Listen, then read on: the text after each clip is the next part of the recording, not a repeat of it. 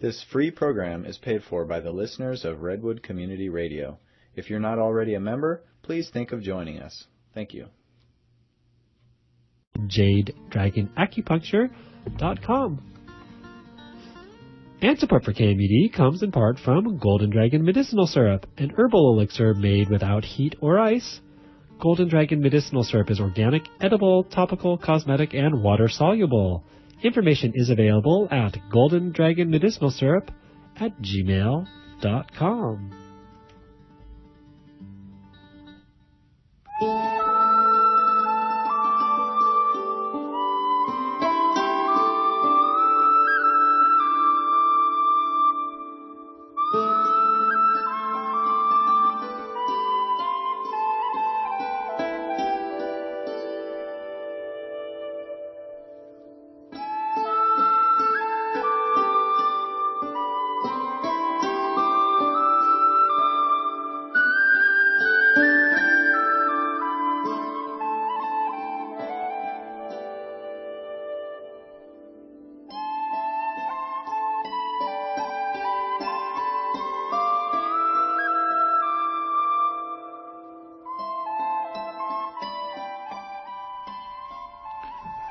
Well, welcome once again to this month's Ask Your Herb Doctor.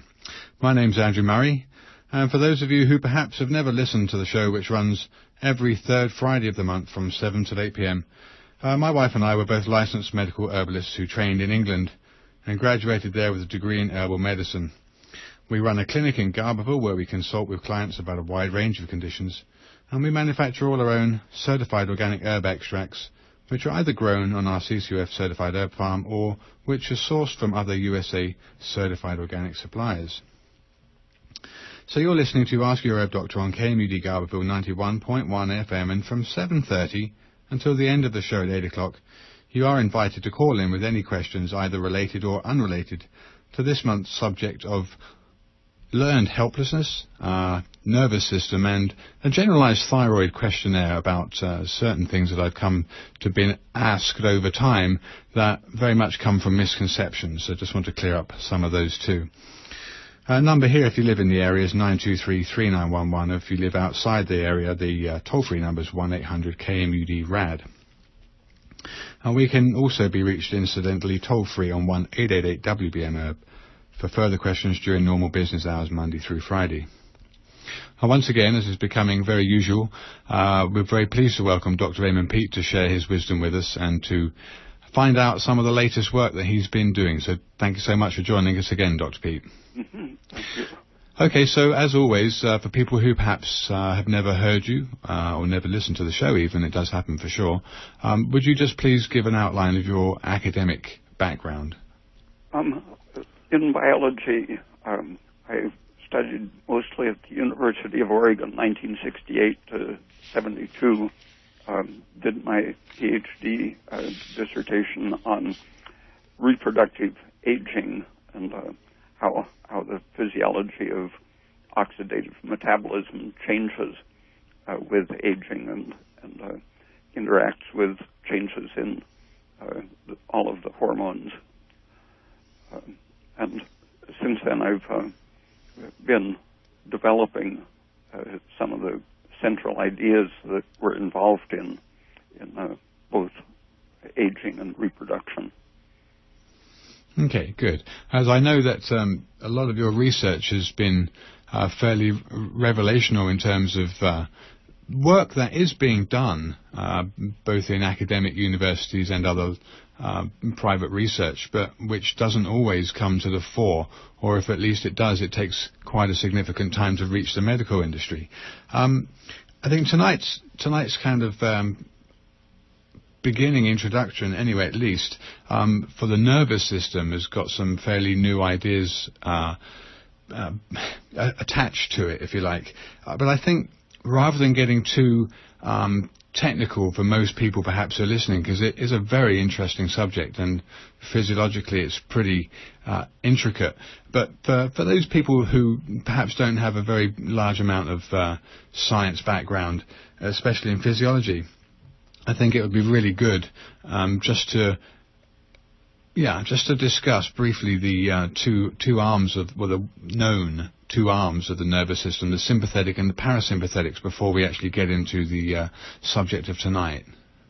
The general way doctors still think about them was a set of ideas established just about 100 years ago with opposition between the relaxing side and the mobilizing emergency side, and that has tended to be called the fight or flight reaction for the sympathetic nervous system that is based largely on adrenaline. The relaxing parasympathetic side is based mostly on acetylcholine, but in the last 30 or 40 years, a lot of complexity has turned up, even though in the general sense those oppositions are still accurate, but turns out there's a lot of overlap. Each part of the nervous system does things that can also be done by the other side, and each one has more repertoire than just adrenaline or acetylcholine. They can interact in various ways with serotonin, histamine, and so on. The relaxing side of the nervous system, supposedly, the 100-year-old idea is that it takes care of peristalsis and secretion largely, and it slows the heart rate for relaxation and weakens the strength of the heart contraction, but it strengthens the peristalsis movement of the intestine and wall of the bladder and ureters, and stimulates secretion of a lot of glands, but it relaxes the sphincters of the intestine and the bladder and gallbladder and such, so that it goes with secretion, digestion, and excretion. Okay. All of the basically vegetative processes. Right. So that's the parasympathetic nervous system. It's all about what happens after you eat a meal, for example. You relax, you take it easy, you digest your food, everything's being produced by the glands that are secreting enzymes into the intestine or the stomach to digest your food. Your heart rate slows down, everything's fairly... You always think of the parasympathetics as being fairly peaceful and wet, if you like. And it tends to take over at night. Right. Helps a person go to sleep by slowing the heart rate, and at least it should slow things down during the night, but with problems such as diabetes or hypoglycemia or various metabolic disorders, it can get overactive, and instead of just calming things down, slowing the metabolism, lowering blood sugar because you don't need so much, it can cause too much insulin secretion and other glandular secretions, for example, causing too much mucus formation, and the increased insulin can lower your blood sugar too much, and then that can lead to intensified activity of the nerves, intensifying both contraction and relaxation where it shouldn't be happening. Okay, so I guess it's the first question then, in the light of what we understand then as the sympathetics and the parasympathetics, under the terms, or under the effects rather, of stress, and I think when most people think about stress, they're talking about stressful situations, stressful job, deadlines, and all of those kind of things that can raise your blood pressure or raise your heart rate, make you angry, I don't know. It's just stressful situations. The excitotoxic, so this is the state of a cell where it's being stimulated so much, the excitation, that stimulation can lead to that toxic effect and that cell death. And this is something that I know you've written about in one of your newsletters recently, about the stress-induced excitotoxic effects of the parasympathetics. And it's not something I'd never really heard about before in terms of what you've just mentioned about oversecretion. Would you describe that a little more? The place that it started to be understood was in the learned helplessness situation. They saw that when an animal believed it couldn't escape from a stressful situation, its heart slowed down instead of accelerating. The very same signal that would make an animal's heart race if it was wandering around freely and had the possibility of escaping. If it was in a trapped situation, its heart would slow down, and it would, given a little too much stress and threat, its heart would actually stop in a relaxed position where, without that belief in the impossibility of escape, it would go on struggling for days, swimming in a tank, for example, or with the expectation that it wouldn't be able to escape, it might drown in 5 or 6 minutes. Wow. So this is a kind of rationale for the explanation of hope being something that can keep a person alive. Yeah, exactly. In the 1950s, a biologist shocked a lot of other biologists by talking about the rat's hopelessness causing death. Wow. Okay, so I know you mentioned some part about the old, well, I say old, but kind of the standard treatment for Alzheimer's, and how that the method by which the approach to Alzheimer's was used is actually pretty bad science in terms of what's understood now about the two arms of the nervous system, and how the drugs they're currently using to treat Alzheimer's are actually probably making it worse.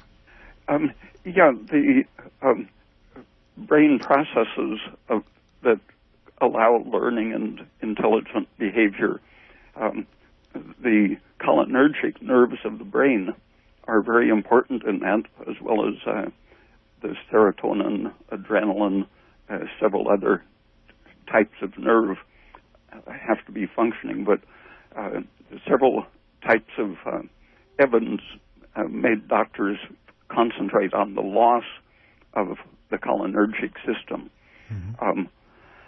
And if you stimulate the cholinergic nerves, you can improve learning and behavior, but if you aren't increasing energy to keep up with that increased stimulation, you put the cell in a stress between having to work harder but not having the fuel to do it. So if your cortisol is high, for example, interfering with your ability to use sugar, or if your blood sugar is simply low and you're being stimulated, then the cell tends to die. And the reasoning that the Alzheimer's disease was simply a wasting away of the cholinergic nerves led to treating it for the first 10 or 15 years just with chemicals to increase excitation of the cholinergic nerves.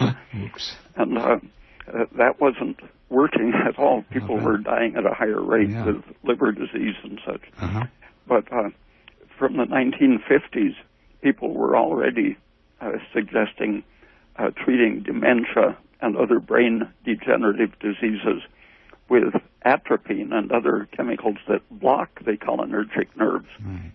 And amantadine, which is now used for treating Parkinson's disease, was one of the chemicals considered anticholinergic in the 50s, 60s, and 70s. Okay. And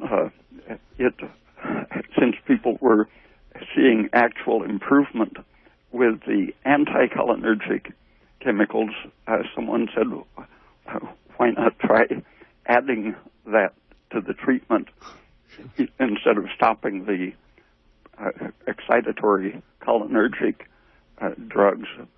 Why not add one of these?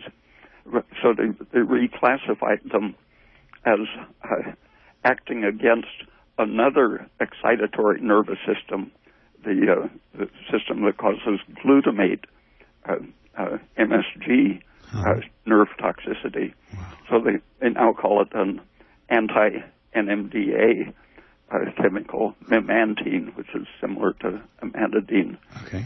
So it's a very similar chemical, which used to be called anticholinergic, was being used for both Parkinson's and Alzheimer's disease. But they still go on with the doctrine that they have to stimulate the cholinergic system too, even though that has never shown improvement. Yeah. Oh, my goodness.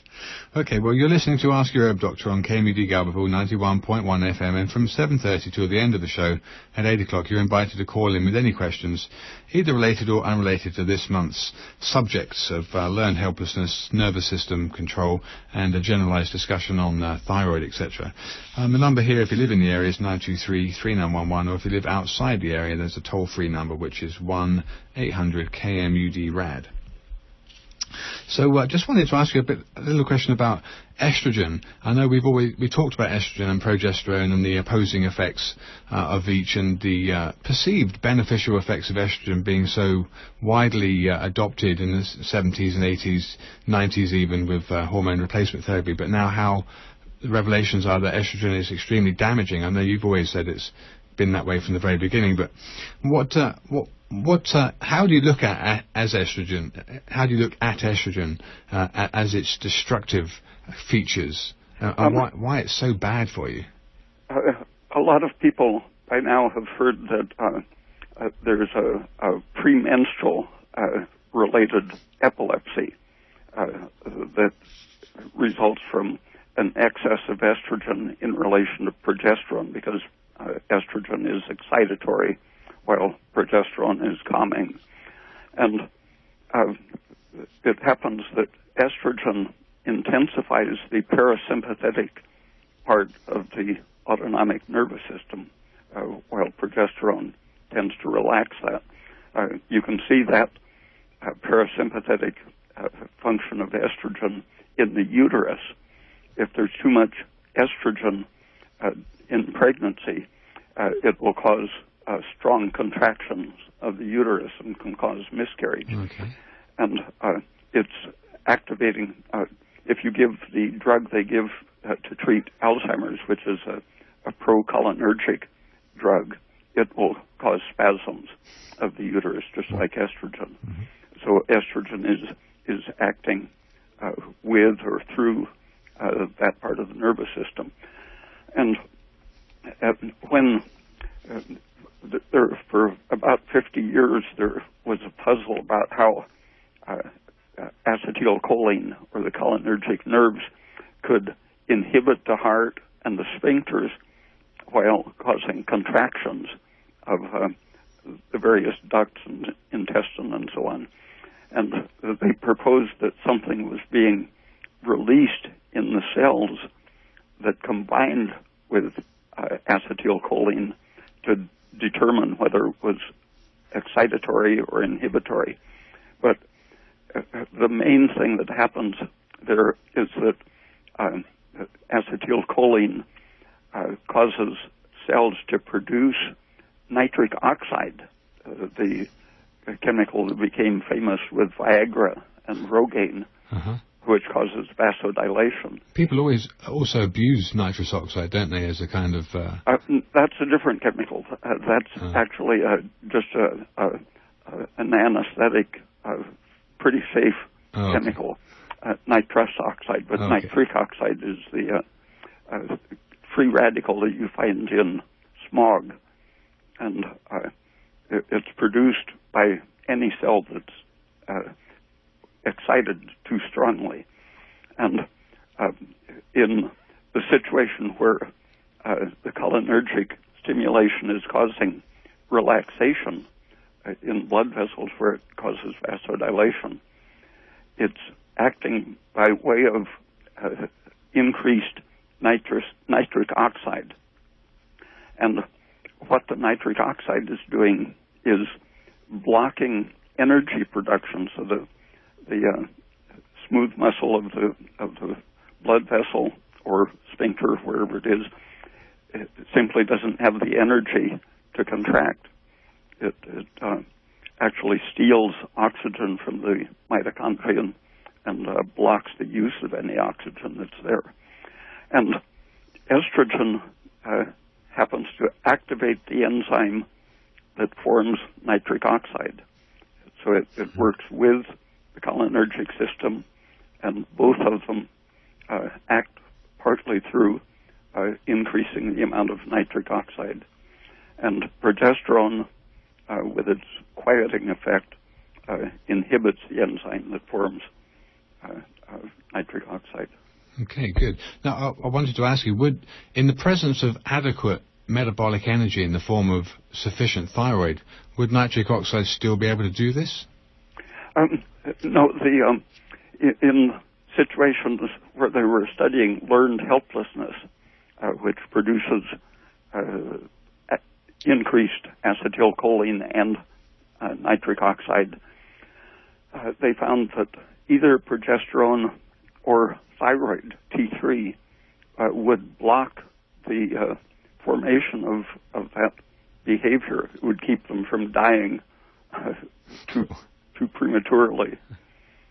And the thyroid and progesterone both interfere with the production of nitric oxide.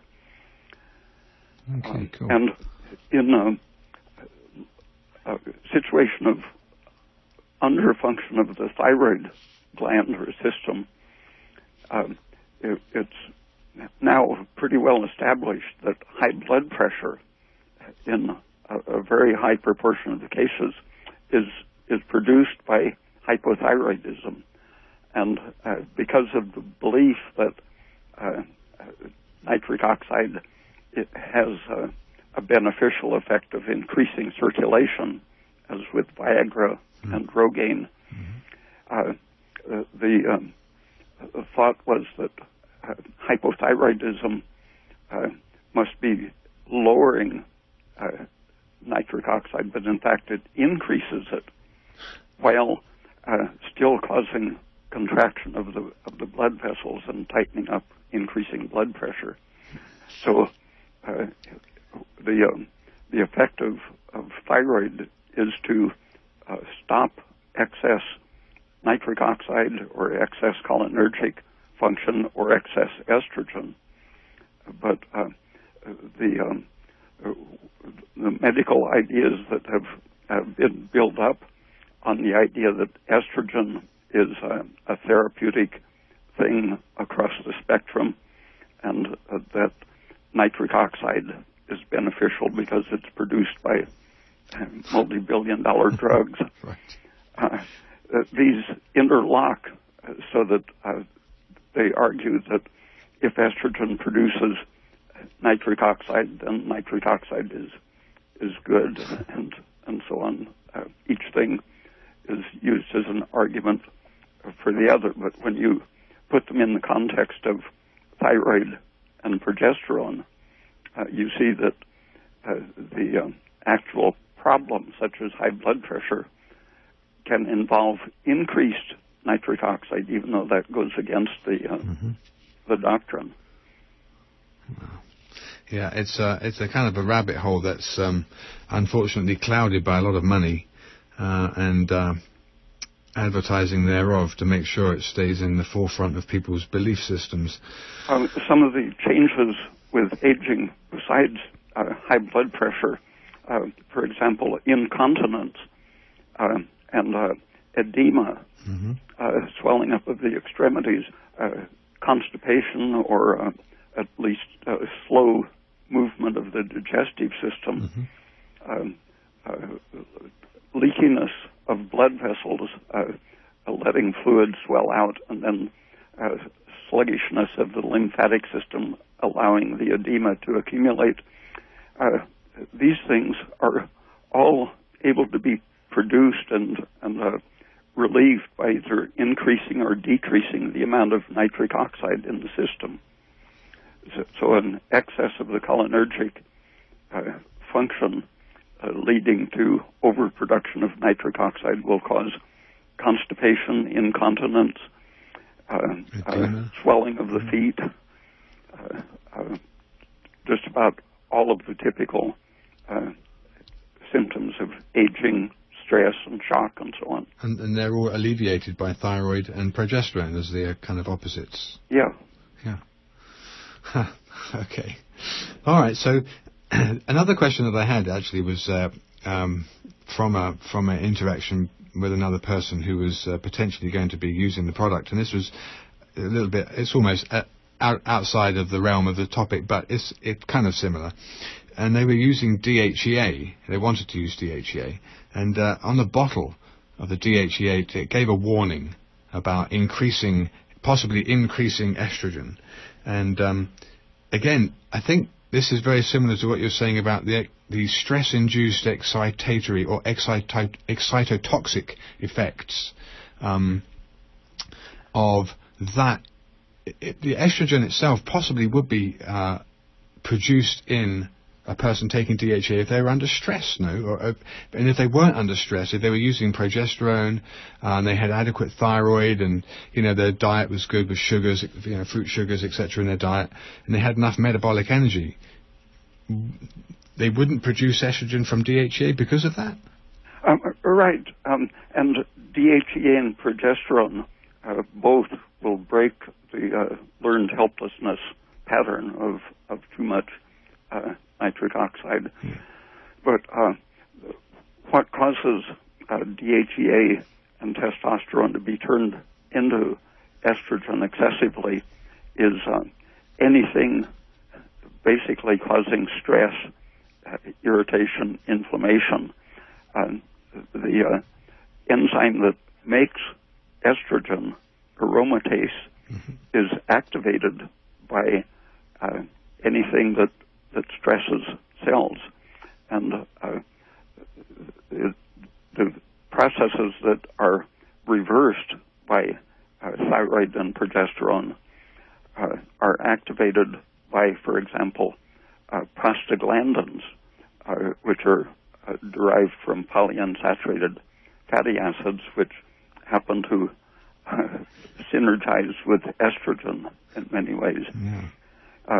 The prostaglandins activate the formation of estrogen, and progesterone, thyroid, and aspirin too will turn off aromatase by, among other things, inhibiting the activity of the enzyme that makes polyunsaturated fats turn into prostaglandins. Cool. I'm going to hold you there very briefly, Dr. Peat. We do have a couple of callers on the line already, so let's go ahead and take this first caller. You're on the air? Hey, my name's Jackie. I live right here. I live in Well Gulch. Okay. Hey, Jackie. I have that premenstrual seizure problem, but it's actually not just premenstrual. In my experience, it's been more recently, it's been like a week before and after my period. There's definitely hormonal cycles dictating that, that's clear. But how long have you had this for? Oh, about 3 years now. And how old are you? I'm 28. Okay. So I have like a grand mal seizure once a month. Wow. I have a real memory problem because of that. Yeah. But Okay. I'm calling because I'm wondering, you talk about having more thyroid hormone, but how do you promote the production of more thyroid hormone, and does like vitamin B6 have anything to do with that? I have more questions beyond this too. Well, Dr. Peat, just if perhaps you'd answer your way of approaching her seizures, as you mentioned it at the very beginning of the show, it's pertinent that she's called. I'm happy you did call in, because I have lots of good advice for you, and also your approach to its treatment. Well, in an emergency situation, you can have a good good probability of either stopping or reducing the severity of seizures just with progesterone. But in the long run, you want to stop the intake of the polyunsaturated fats that activate estrogen and inhibit thyroid. The degree of unsaturation of the fat corresponds to the degree of interference with thyroid hormone. So fish oil is more anti-thyroid than the seed oils. And the singly unsaturated fat in olive oil, for example, is very weakly anti-thyroid. Butter, coconut oil, cream, beef, and lamb fat, for example, are not anti-thyroid. The traditional diets before 1940, even in the industrial countries, people commonly got quite a bit of thyroid in their food. If you would stew a chicken or a fish, for example, the thyroid would always break up and be consumed as part of the food. And with that traditional diet, a person probably averaged about the equivalent of maybe 30 milligrams a day of Armour thyroid in the natural, fresh, glandular material. So the one thing that has contributed to hypothyroidism resulting in high estrogen and overactivity of the parasympathetic excitatory system, one factor is just the removal of natural thyroid from the food supply. But at the same time, the diet has been industrialized to include lots of these seed oils, which are both pro-estrogen and anti-thyroid. And in themselves, they are excitatory, produce edema of the brain and so on. Well, I've definitely had a history of the edema, right, like the swelling up. I thought I was fat, and they gave me an IV diuretic in the hospital one day. I peed out 8 pounds of water. But so I've been using dandelion root to deal with the water retention. But beyond that, since I've cut out estrogenic foods from my diet as much as possible, like including soy stuff and all like unprocessed or improperly processed soy, my gut has gotten a lot flatter, and I really haven't been working out. But my source for progesterone, is chase tree berry, and I am under the impression that over time it can work even just like the time-released IUD, so that after a year I may not even have my menstrual cycle anymore, but that it accumulates over time, that it'll help rebalance my hormonal imbalance, so I'll have more progesterone and less estrogen. I wonder if you know anything about chase tree berry, if you've heard of this. It's also known as Vitex berry. Mm-hmm. Yeah, Vitex has traditionally been a progestogenic for sure, and definitely used for menstruating women to reduce the severity of symptoms of high estrogen, which would typically be edema, PMS, etc., mood swings, and long, heavy bleeding. Just very briefly, did you say dandelion root? Did you mean dandelion leaf? Both of them. Okay. The root is the strong diuretic, and the leaf is a mild diuretic. Yeah, They're both liver tonic. Yeah, the root's actually a cholagogue. It's more of a biostimulant, and the leaf is specifically a diuretic, and it contains potassium, so it's better than the furosemide and the other so-called potassium-sparing diuretics. But anyway, I'm more interested in helping you out here with Dr. Peat's advice for your epilepsy. I think that's probably the most pertinent part of what you said. The minerals are very important, too, for getting the balance of the nervous system, making sure you have enough of all of the alkaline minerals, potassium, sodium, calcium, and magnesium. And fruit and milk are very important for those. Yeah, you recommend, I know you recommend magnesium. A good source of that is coffee. And calcium, obviously, is the milk and dairy products. And then sodium was just from regular salt. And you do advocate people use salt, and that's been a whole topic of other previous shows, so probably best not to go in that direction. Yeah. Well, I can add to this, too. Like, I tried to have a vegan diet for a while, and I basically starved myself and depleted all my minerals. So along with the high fluid, I was regularly being diagnosed with low sodium. And I've just become more aware of these, the need for these other the other minerals. But I find that calcium and magnesium, you can get that from nettle, actually. Yeah, or from any large leafy green that you would.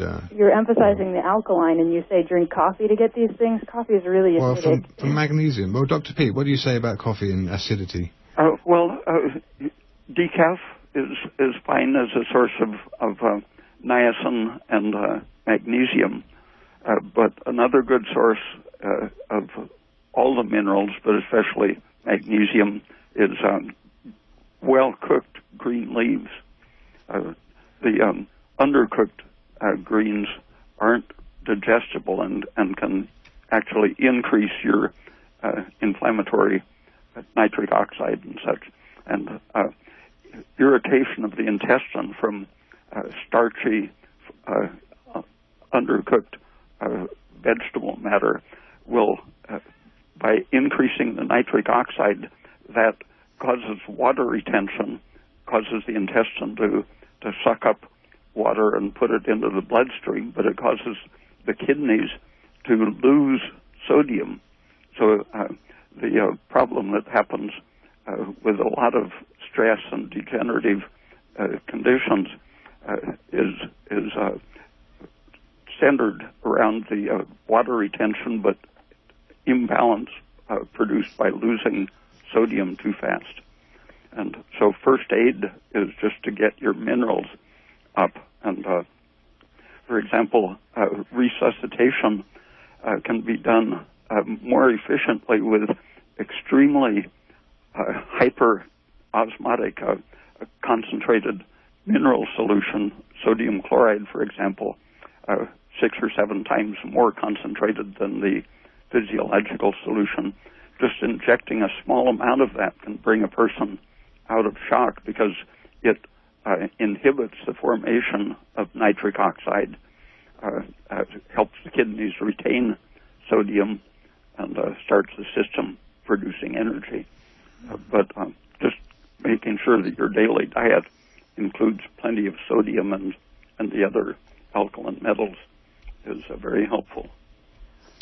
Okay, we do actually have 3 other callers, so I don't want to... Well, can I just add one more thing? Because sure. we're talking about Alzheimer's. I learned that turmeric, this herb, can be very helpful for Alzheimer's because Alzheimer's can be a result of iron deposits in the brain, and just as much as turmeric can remove free radical iron from the joints and blood system, it removes it from the brain. So just a real answer to Alzheimer's, too. But we can leave it at that. Thank you. Okay, no problem. You're welcome. Okay, so let's get these next callers. You're on the air?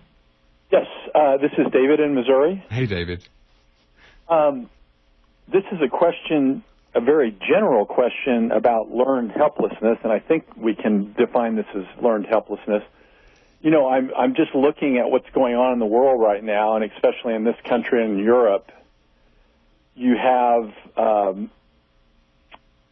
all these different things occurring, such as NSA and possibly going to war in Syria when, 92% of the people are against it, and just on and on and on, all these different things that the government are actually engaged in.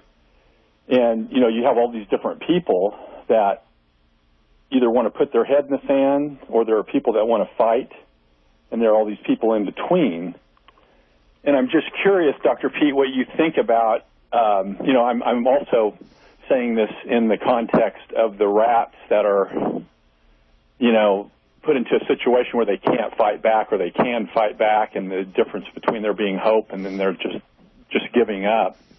Do you think about that very much in terms of humanity? Oh, that was exactly why I decided to write this newsletter right now.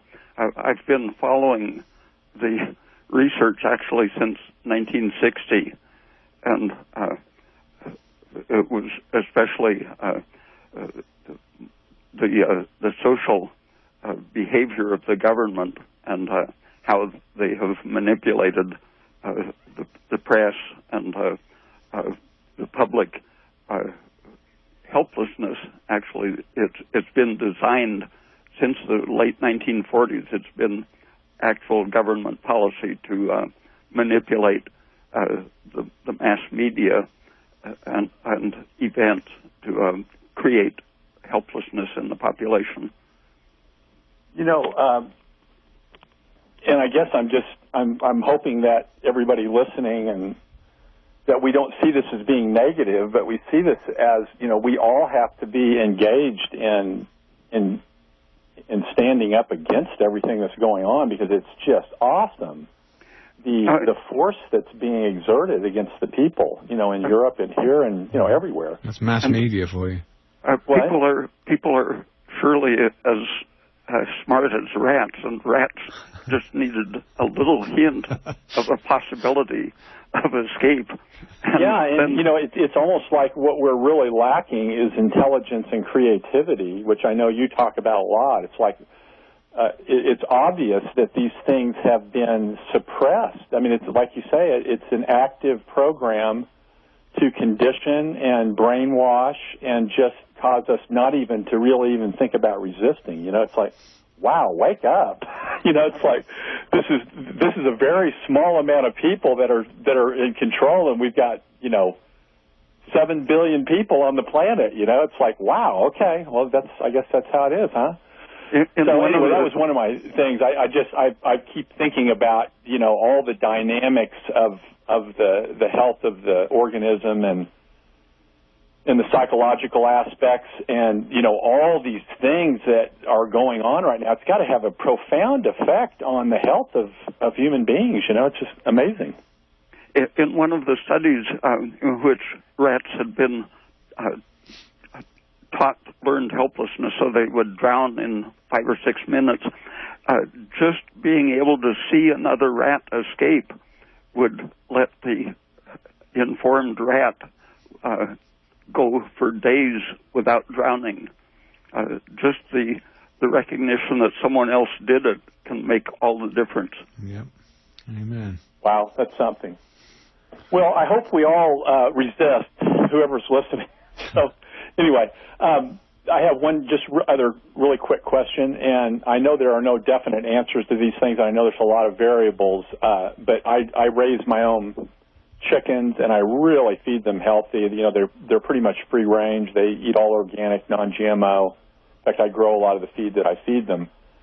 And I'm curious, if you know where that egg's coming from, is there a benefit to eating these raw? It does not bother me putting an egg in a glass and drinking it, but sometimes I think maybe there's a bacteria in there, especially what I've learned from you, that maybe we don't want that in the stomach, you know? I'm just curious. And is the egg actually better for you raw rather than lightly cooking it, or a hard-boiled egg being just as good, or maybe all of them having different variants of nutrition depending on, you know, how it's prepared? In moderate amounts, even raw eggs are fine, very digestible, and they're antiseptic in the raw state. So they've seen the raw egg yolk kill viruses that other related chemicals weren't able to destroy. Well, you know, they say you shouldn't wash the eggs because they will spoil quicker, and because there's actually a natural envelope around the egg of bacteria. Have you heard that? Oh, yeah. But you know, so is there a benefit to eating raw eggs over cooking them, because you're going to get certain types of vitamins and minerals, and the fats maybe that I'm thinking are probably polyunsaturated fats to a certain degree? Are those fats maybe better because they're not cooked? If they would be, if the chickens were fed a more saturated diet like they used to with orchard waste, apples that were spoiling, and whey from the cheese industry, then the animals eating those foods. In Mexico, old tortillas are fed to the chickens regularly with chopped fruit and vegetables. And yeah, these guys eat everything. I mean, they eat fruit. In fact, they've been eating watermelon now for days, and they eat cantaloupe and, in season. So the sugar in that instance is what's giving them that's being converted to saturated fat, probably. Yeah, that makes the egg fat much safer. And in the raw state, it has that germicidal effect. And I've known several people who cured their leukemia by drinking eggnogs, fruit juice, milk, and raw eggs. And then just one other question regarding a raw product. And again, I think I understand where you're coming from, from different things that you've said regarding milk, and there really not being a problem with it being pasteurized because it's still such a high-quality food. But if you're sourcing raw milk that the cows are pretty much just eating grass and you're obviously not having an allergic reaction, is it better as far as the nutrients to drink it raw if you can find that? Yeah, slightly better. Okay. But it's not that big of a deal. No, if you have really good milk, it's okay to pasteurize it, but it's slightly better in the raw state. Okay. All right, I better hold you there. Thank you for your call. Thank you. Yeah, you're very welcome. We do have another caller on the line. Want to make sure we get to them and anyone else who'd like to call in. So, next caller, you're on the air?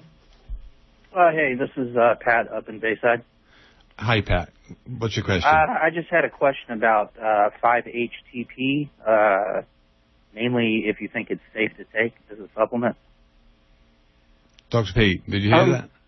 No, it does tend to increase serotonin, and serotonin, like histamine, can increase nitric oxide and set those inflammatory processes in motion. So 5-HTP is not a good thing to take. It is not? It's not, no. Did you hear Dr. Peat's explanation, or? Any form of tryptophan tends to increase the serotonin, and the serotonin tends to increase those inflammatory things, estrogen and nitric oxide. Okay, so that's not good. No. No, all right. You shouldn't take it. Okay, you're welcome. Okay, so we've got 10 minutes left. If people would like to call in, it's 1-800-KMUD-RAD. We're joined by Dr. Raymond Peat. We're talking about some generalized questions now about thyroid and people's misconceptions about it. I think I get asked fairly frequently these days, does thyroid do this? Does it do that? What about this? What about that? I thought best just to answer some questions very quickly. People think about thyroid hormone as being a stimulant, Dr. Peat, and that they'll get problems with high blood pressure if they take thyroid. I know it's not true, but would you just explain that? I was just previously mentioning that hypothyroid people have increased nitric oxide, but at the same time they have a tendency of too much contraction of the blood vessels and high blood pressure. So at least nitric oxide isn't able to maintain good blood flow if your thyroid is low. The thyroid does, I think the basic thing that relaxes the blood vessels produced by thyroid hormone is carbon dioxide. Hypothyroid people tend to have chronically increased lactic acid in their blood, which displaces carbon dioxide. And carbon dioxide relaxes blood vessels in a very different way than the interfering with energy supply that nitric oxide does. Carbon dioxide retains a high energy level while relaxing, partly just by changing the electrical pH behavior of the cell. It acidifies the cell, which relaxes it, and that relaxing effect of increasing carbon dioxide from higher thyroid function makes your capillaries and arterioles relax and let the blood flow through, providing oxygen to the tissues, which then produce more carbon dioxide and keep the system active and circulating. And the carbon dioxide and thyroid both tend to increase the stroke volume of the heart the same way progesterone does, where the parasympathetic nervous system and estrogen decrease the stroke volume and weaken the heart. Okay. Thyroid has an energizing but relaxing function. Right. Because go ahead. Sorry. It increases the ability of cells to retain magnesium because magnesium is bound to the ATP energy carrying molecule, and by increasing the oxidation of the cell to produce ATP, the cell then binds magnesium and releases calcium, which is the excitatory thing. So if you have magnesium in your system and are producing carbon dioxide, your cells will retain the relaxing magnesium. And you can see that in the way your muscles work, your heart. It shows up in the electrocardiogram as a quick repolarization, getting ready and relaxed, ready for a new stimulation. And in your brain, it shows up as quick transition from wakefulness into sleep at night without having to go through a lot of preparation. The brain is able to quickly relax by increasing its ATP and oxygen and carbon dioxide. Excellent. Okay, well, listen, we do have a few more callers, Dr. Peat, so perhaps we should see if we can quickly get each one through so the next person has a chance to ask their questions. So let's take the first caller. Quick and easy through me. Through you. Are you aware of Hawthorne University in Whitethorn, and are you a part of that? You know what? No, I'm not. That's a quick question. How about the next caller? You're on the air? Hello? Yeah, you're on the air. Hi. I have a lot of questions, so I'll ask a short one. Okay. I understand that there's a Dr. Horowitz, among other people, who claim that listening to sounds at 528 hertz will heal DNA. What is your understanding of this?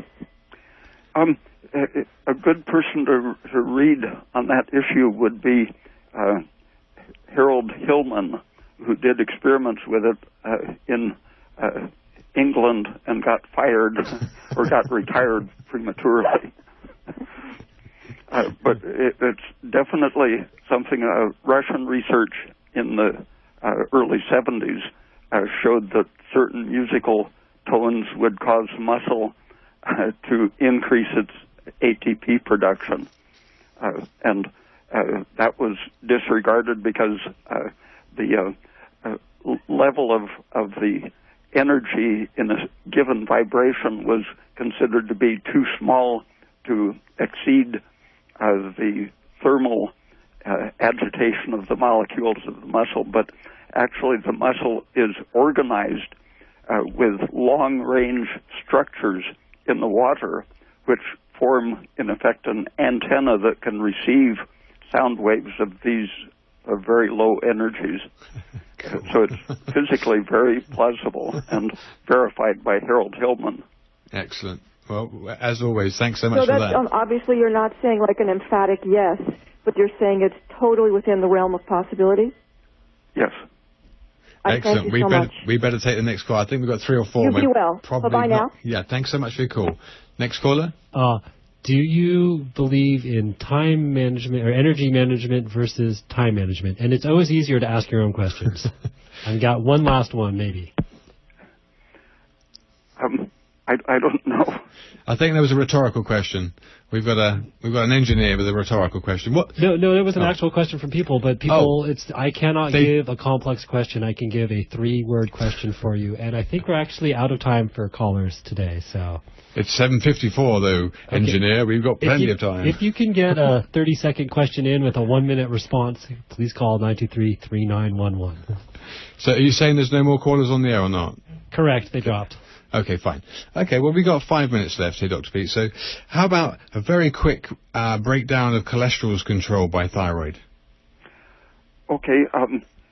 In 3 minutes. in the 1930s, it was demonstrated and graphs were published showing that when a person's thyroid gland was removed, as their metabolic rate declined, the blood cholesterol increased. And when they were given a supplement of thyroid, it was just like a mirror image. As the metabolic rate increased, the cholesterol declined. And that at the time, that was just a gross empirical observation, but it allowed many doctors to diagnose hypothyroidism simply by looking at elevated cholesterol in the blood. It was one of the well-recognized signs of hypothyroidism. Right. But when the essential fatty acid lowering of the cholesterol and drugs to lower cholesterol came on the scene, it was discouraged, the connection between thyroid and cholesterol, because it was too simple to cure high cholesterol, to correct it just by correcting the thyroid function. But how it works is that it activates the conversion of cholesterol to primarily pregnenolone and progesterone.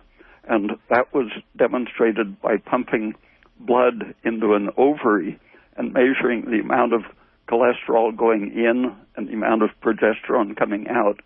If they decreased the cholesterol in the blood, the ovary produced less progesterone. Excellent. Okay. Well, it is 7:57. We've still got 3 minutes left, but I won't go on too much because we don't want to go over time. So thank you very much, Dr. Peat. I'll just let people know how they can get hold of your material and find out more about you. Okay. Thanks so much for your time again. Thank you. Really appreciate it. Okay, well, I know we had a bunch of people there who wanted to ask questions and unfortunately didn't have enough time. Now, maybe we should open up the airways at 7:20 next time. Who knows? You never know whether we get lots of people or just a few people. So, www.raypeat.com. raypeat.com. Plenty of information there, articles and all the rest, and lots of scientifically proven documents. And we can also be reached 1-888-WBM-HERB, Monday through Friday for any questions. Thanks so much for calling, and I really appreciate your involvement. And until next month, good night.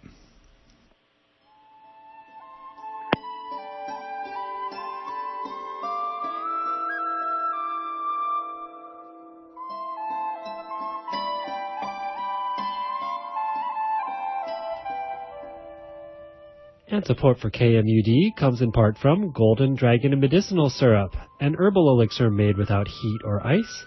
Golden Dragon Medicinal Syrup is organic, edible, topical, cosmetic, and water-soluble. Information is available at goldendragonmedicinalsyrup@gmail.com. And my apologies if I'm sometimes a little abrupt on the telephone, but I can't talk to you. I need to pay attention and engineer the show. Coming right up, we have Funked Up with Cousin Mark. He's in the house, so get ready to enjoy.